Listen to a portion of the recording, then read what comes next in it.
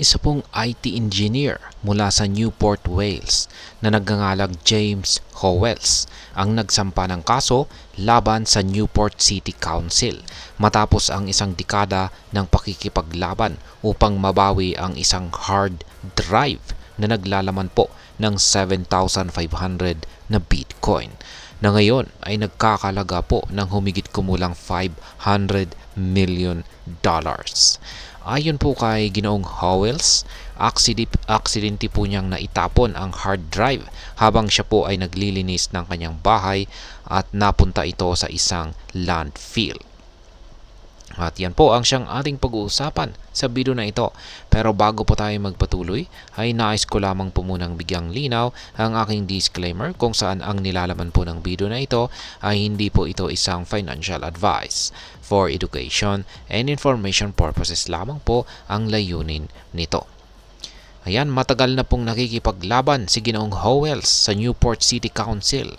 Humihingi po siya ng pahintulot na hukayin ang landfill upang mabawi ang hard drive. Sa kabila ng kanyang patuloy na pagsisikap, paulit-ulit na tinanggihan ng council ang kanyang mga kahilingan. Binabanggit ang mga environmental at logistical concerns. Ayon sa council, ang paghuhukay sa landfill ay magiging magastos at magdudulot ng kaguluhan at maaari ring magbigay ng precedent para sa iba pang katulad na kahilingan. Noong itinapon ni Ginoong Howells ang hard drive, si Bitcoin ay halos hindi pa kilala at napakababa ng halaga.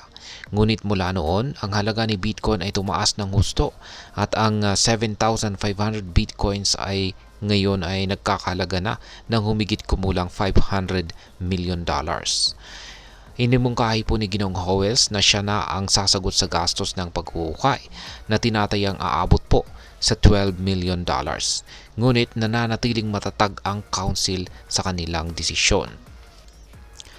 Ang kaso ay nagtaas ng mahalagang tanong tungkol sa digital ownership at mga environmental issues. Ipinaglalaban ni Ginoong Howells na ang hard drive ay kanyang pag-aari at dapat siyang payagang mabawi ito, habang ang council naman ay nanindigan na ang landfill ay isang controlled environment at ang paggalaw dito ay maaring magdulot ng negatibong epekto sa kapaligiran. May mga eksperto rin na nag-aalala tungkol sa posibleng paglabas ng mga toxic materials sa proseso ng paghuhukay. Sa kabila ng mga balakid ay nananatiling determinado si Ginoong Howells na mabawi ang kanyang nawalang Bitcoin. Ipinahayag po niya ang kanyang pagkadismaya sa pagtanggi ng council na magbigay ng pahintulot at nangakong ipagpapatuloy ang kanyang legal na laban.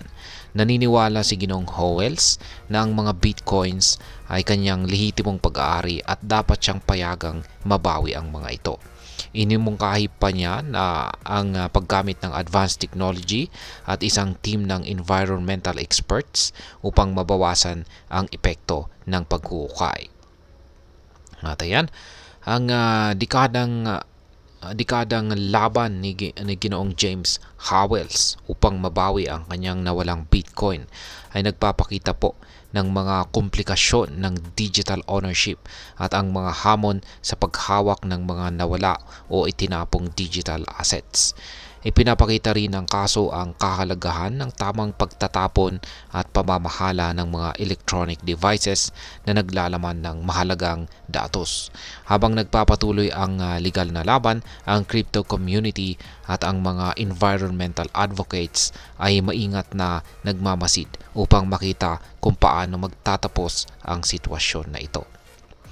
At ayan, ang masasabi ko naman po rito ay ang kaso ni Ginoong James Howells ay isang napakakomplikado po talagang issue na may malalim na implikasyon sa parehong digital ownership at ang environmental protection. Ang kanyang determinasyon na mabawi ang kanyang nawalang Bitcoin ay masasabi kong kahanga-hanga.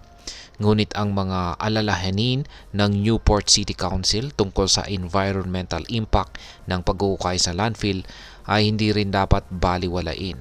Ang paggamit po ng advanced technology at mga environmental experts ay maaaring maging isang magandang kompromiso upang mabawasan ang negatibong epekto sa kapaligiran. Pero sa huli, ang kaso na ito ay maaaring magbigay ng mahalagang aral sa kung paano natin dapat pangalagaan at pamahalaan ang ating mga digital assets at electronic waste. At ayan, hanggang dito na lamang po tayo sa video na ito mga ka-crypto.